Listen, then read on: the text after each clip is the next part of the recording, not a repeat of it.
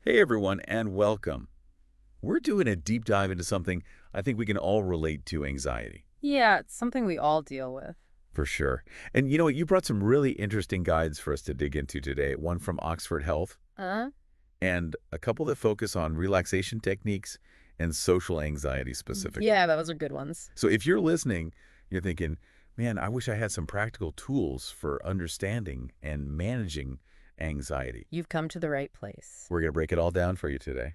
Yeah, and it's interesting. All three guys kind of emphasize this idea that anxiety isn't inherently a bad thing.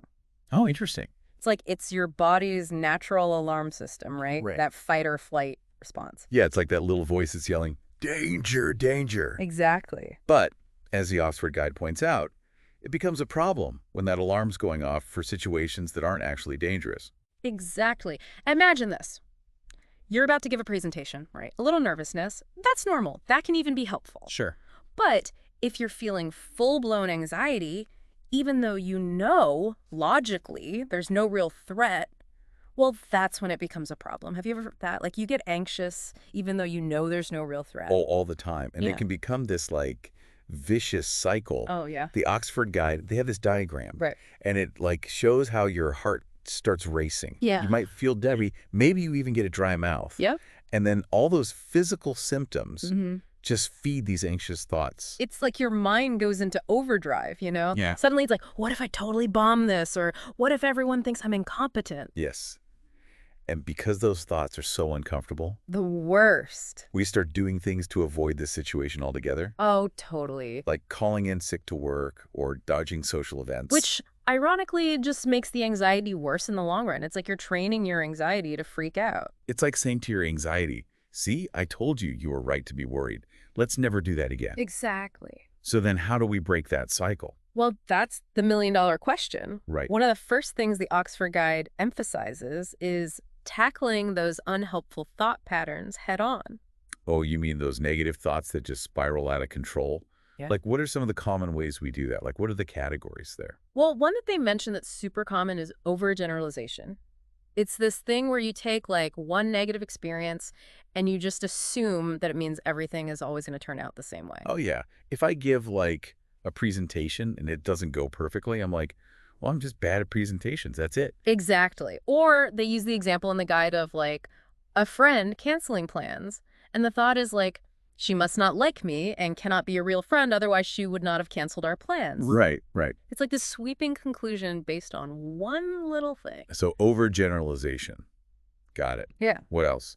Catastrophizing, that's a big one. Oh, tell me about it. This is where you take a relatively minor problem and you blow it up into this worst case scenario. Oh, I'm a professional at that one. A slight cough. Oh, it's terminal. I'm dying. Right. A typo in an email. Career over. It's easy to laugh about it, but those thought patterns, they're really powerful. They can really fuel anxiety. But the good news is the guide gives some good questions to challenge these thoughts, like asking yourself, what's the evidence for this thought? Or what's the most realistic outcome here? Yeah, that's so good. It's like hitting the pause button, and you actually look at it with a more balanced perspective. Mm. So we talked about the importance of challenging those unhelpful thought patterns, but it's not just about thinking our way out of anxiety, right? No, absolutely not. We need some tools, some techniques.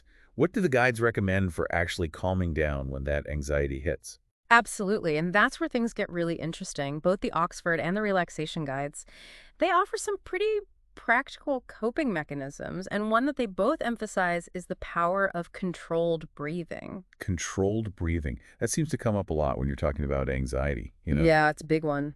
What's so magical about just changing how you breathe? Well, it sounds simple, but it has a really powerful effect on your physiology.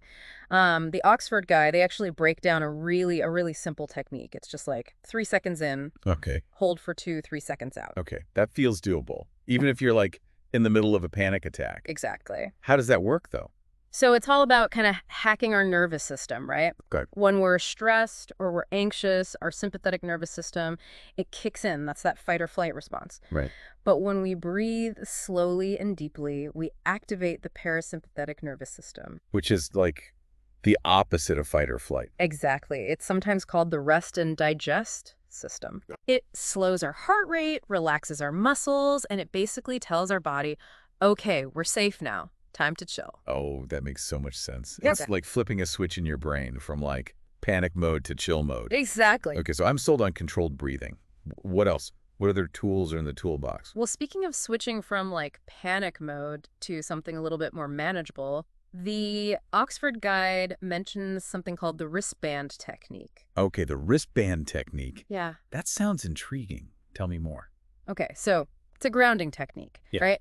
Basically, when you feel that wave of anxiety starting to take over, Yeah. you snap a wristband on your wrist Oh! or a rubber band or anything that will, give you a little bit of a physical sensation. So like a little wake-up call to your senses. Exactly. It brings you back to the present moment. But then you take it a step further. You stop, you look around, you really take in your surroundings, and then you consciously control your breathing. And I'm guessing the final step is to kind of challenge those negative thoughts that are probably swirling around. Exactly. Yeah, it's basically a mini routine to interrupt that anxiety spiral and bring yourself back to a place of calm and control. I like it. It's like hitting the reset button. Okay, so this whole idea of grounding yourself in the present moment, this reminds me of something else we see in the guide's mindfulness. Yes, the relaxation guide, especially, really dives into mindfulness. And essentially, it's about kind of observing your thoughts and feelings without judgment, Okay. like a scientist observing data. Okay, so less, why am I feeling this way? Yeah. And more just, oh, interesting. There's that anxious thought again. I'm Exactly. just going to observe it. Exactly. Instead of getting swept away in the thought like, oh, I'm so awkward, it's more like, I'm having the thought that I'm awkward. Interesting. That's it. No judgment. Right. Okay. So how do we actually get better at this mindfulness stuff? Yeah. Are there like exercises we can try? Definitely. One of the simplest ones from the relaxation guide is to practice just objectively describing a photograph. So you look at a photo and you just describe what you see without adding any opinions or judgments. It's a really good way to kind of train your brain to just focus on the present moment without getting caught up in all the like internal chatter. I like that. It's like a mental workout for mindfulness. Yeah. Okay, so we've got breathing techniques, we've got grounding techniques, we've got mindfulness. These are great for kind of managing the anxiety in the moment. But what about those anxieties that are tied to specific situations like, oh, I don't know, public speaking? That just sends me into a full-blown spiral like weeks before the event. I hear you. Yeah. Those situations can be tough. For that kind of anxiety, the Oxford Guide talks about a technique called graded exposure. Graded exposure. So is that just like facing your fears head on? It's kind of like that, but it's a little more strategic than just like jumping in the deep end. Right. It's about gradually exposing yourself to the thing you're afraid of in small, manageable steps. Okay, break that down for me. How would that work? Let's say somebody has a fear of flying. Okay, so instead of like forcing yourself to get on a plane right away, you might start by just looking at pictures of airplanes. Yeah. Maybe watching some videos of planes taking off. Eventually, you might go to the airport and just sit in the terminal, Okay. and then maybe even take a short flight. You just gradually kind of desensitize yourself to the fear, one step at a time. So it's like building up that courage muscle, one rep at a time. Exactly. And the guides suggest we can use this technique for like any kind of fear. Absolutely. It could be social anxiety, fear of public speaking, fear of spiders, whatever. Good. The key is to break it down into those smaller steps and then gradually work your way up. That makes a lot of sense. Now, speaking of social anxiety, that's a big one for a lot of people, and we have a whole guide dedicated to it.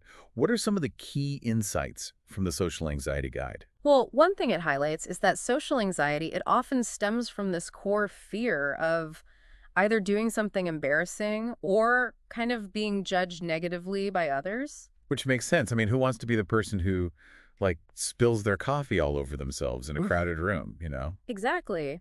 But here's the thing. While those fears are totally understandable, they often lead us to just avoid social situations altogether, which only strengthens the anxiety in the long run. Right, and it's like we start coming up with all these strategies to avoid those awkward moments. Exactly. And the guide calls those safety behaviors, Yeah. like, avoiding eye contact or over preparing for presentations or Yeah. even just like relying on your phone as a crutch in social situations. It's like we build these little walls around ourselves to feel safer. Yeah.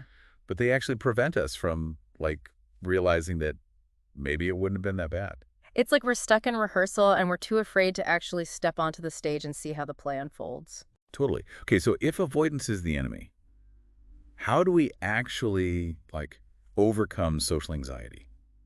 What does the guide recommend? Well, one interesting point they make is about meeting new people. Okay. And they suggest that environments where there are opportunities for like repeated low pressure interactions can be really helpful. So like joining a club or taking a class, something where you're seeing some familiar faces and kind of easing into those social interactions. Exactly. It gives you that consistent, safe exposure that can gradually chip away at that social anxiety. Yeah, Instead of one terrifying presentation, it's like smaller, more frequent interactions. I like that a lot. This has been amazing. Yeah, We've covered so much ground today, from understanding how anxiety works to like exploring this whole range of practical tools and techniques. it's a lot. What are your final takeaways for our listeners today? What should they focus on? You know, it's like we were saying at the beginning. Knowledge is only powerful if you actually apply it. So true. Right. Don't let this just be another one of those like podcast episodes that you listen to and you're like, that was interesting, and then you forget about it. Yeah. What's one small step our listeners can take today to start putting these ideas into practice? I would say pick one thing, just one thing that really resonated with you today. Yep. Maybe it's that simple breathing exercise. Yeah. Maybe it's practicing mindfulness while you're stuck in traffic. Yep. Or maybe it's identifying one small step that you can take to face a fear that you've been avoiding. I love that. It's like that old saying, how do you eat an elephant? One bite at a time. Exactly. Exactly. No need to overhaul your entire life today. Yeah. Just one small step. One small step. And be kind to yourself throughout the process. Yes, Progress takes time. it does. And setbacks are totally normal. It's more like, hey, anxiety, I hear you, but I'm not going to let you run the show today. I'm in charge here. Well said. And remember, these guides, they're just a starting point. Yeah. They give us these tools and frameworks, but the real work happens when you take these ideas and you see what works for you. Exactly. Experiment, be curious, and remember, you are not alone in this journey. Beautifully said. Well, everyone, that's a wrap on today's deep dive into anxiety. That was a good one. We hope you found this exploration helpful Very helpful. and feel empowered to start taming those anxieties one step at a time. Until next time. Bye, Vale.